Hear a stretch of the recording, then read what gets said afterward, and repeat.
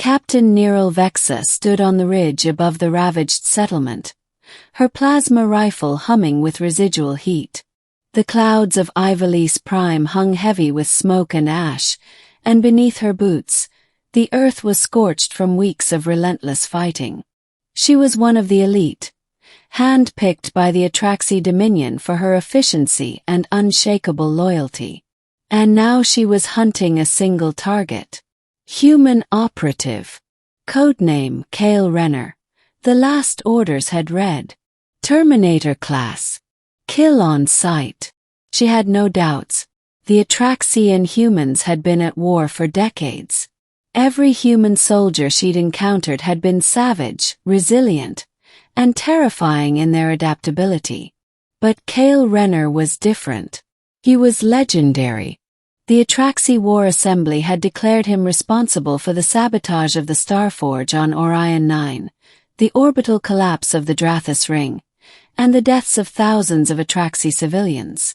The price on his head was the largest ever issued, 10 million creds and absolution of all crimes for whoever delivered the final shot.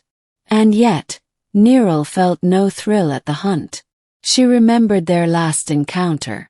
4 years ago. A truce mission. He had been there, calm in a sea of tension. He'd poured her water when the Atraxi guards refused to touch human hands. He'd even smiled, genuine, warm, human.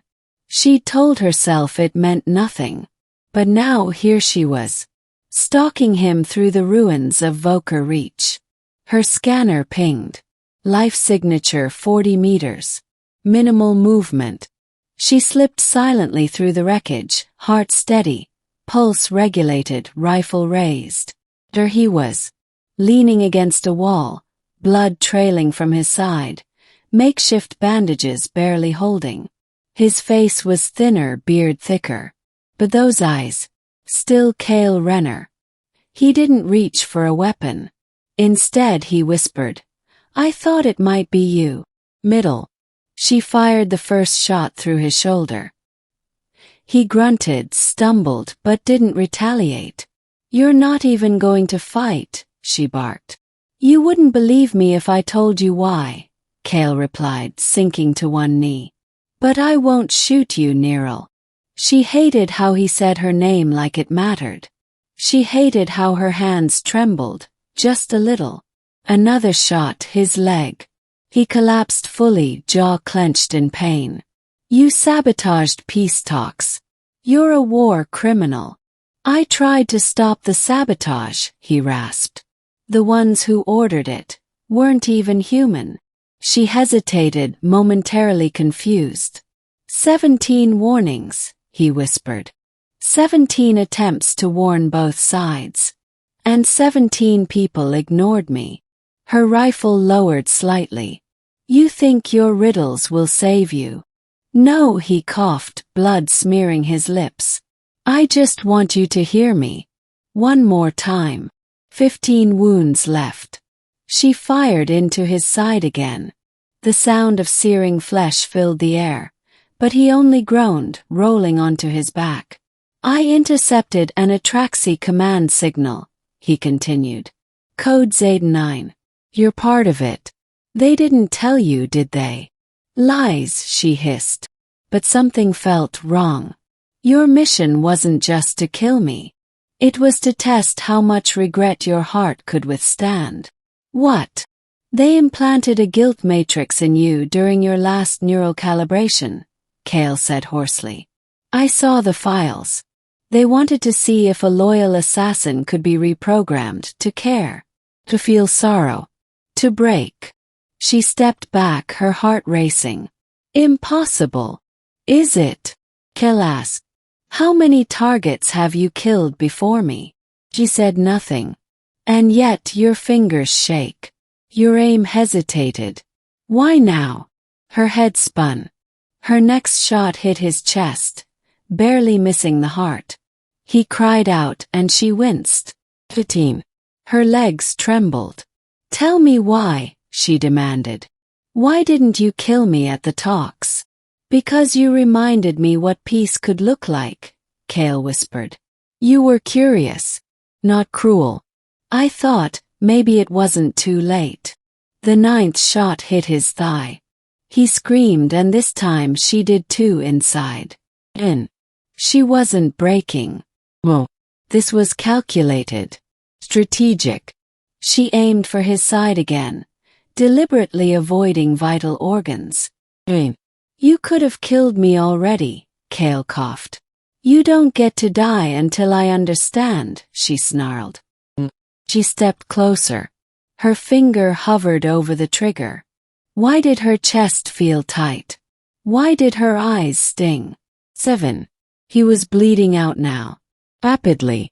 Still he kept speaking. They're not afraid of humans.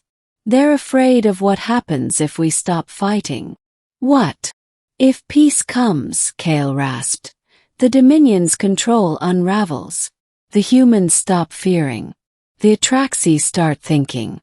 People question everything. They can't allow it. The sixth shot seared his ribs. He screamed. Not allowed inside. The pain wasn't physical. Kael's voice weakened. Nirell. Forgive you. For all of them. For this. 5. She dropped to her knees. I didn't come here to kill you, he whispered. I came to wake you. 3. Tears streamed down her cheeks. Her rifle clattered to the ground. Kael looked up at her. Eyes filled with understanding, not anger. Thank you for listening. Her trembling hand pressed to the worst wound, trying to slow the bleeding. I can save you, she gasped, activating her emergency beacon. I have medical nanites. You're going to betray your mission, Kael murmured, a sad smile on his lips. She nodded. Yes. I wish I had more time, he said, eyelids fluttering. There's so much more. Then don't die, she whispered fiercely. The beacon pulsed blue. She tore open her gauntlet, removed the emergency nanite capsule, and jabbed it into his neck. He convulsed and then stilled. Long seconds passed. Then shallow breathing. Life. Now. She sat beside him, staring at the ruined skyline. Her neural comm pinged. Target status? She replied, voice cold. Mission complete. She didn't say what that meant. Not yet. Hours later, Dominion medics arrived. She convinced them the human was too valuable to let die. An intelligence asset. They believed her. Kael would live. And Nirell Vexa, Atraxi assassin, would never kill again. Something in her had broken. Or maybe it had healed.